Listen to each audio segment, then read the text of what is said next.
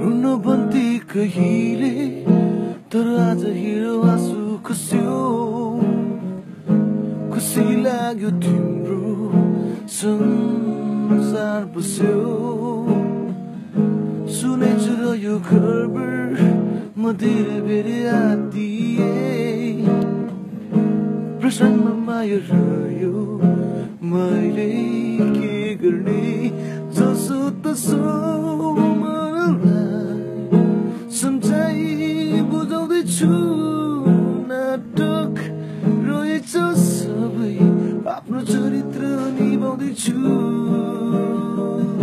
त्यसैले जाँदैछु